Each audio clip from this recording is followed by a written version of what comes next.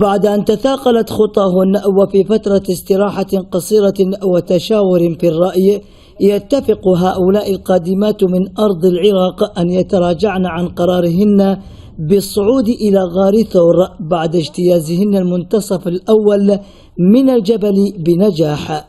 فمسالك الطريق تبدو سهلة في أوله وعرة في أعلاه. هسه احنا بداية الطريق يعني، بس يراد لها وقت طويل إلى أن نوصل لجبل الثور إن شاء الله، بس صخور وتعب هواية يعني، واحد ما يقدر هالقد يروح. يقطع زوار غار ثور مسيرة ساعة إلى ساعتين ونصف الساعة على الأقدام، تتفاوت قدراتهم من شخص لآخر، وقد يجد البعض هنا استراحة قصيرة في منتصف الجبل، إلا أن الوقت يحتم عليه إكمال السير وبلوغ قمة الجبل التي تتجاوز 700 متر قبل حلول الظلام.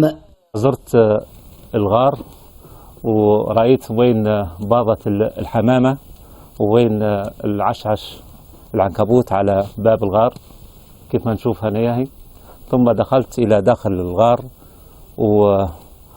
ودعيت ما تيسر من الدعاء لي ولأخوتي ولجميع أمة محمد صلى الله عليه وسلم. هنا يستحضر الزوار تاريخ المكان الذي أوى إليه النبي الكريم محمد مع صاحبه أبو بكر قبل هجرتهما إلى المدينة المنورة.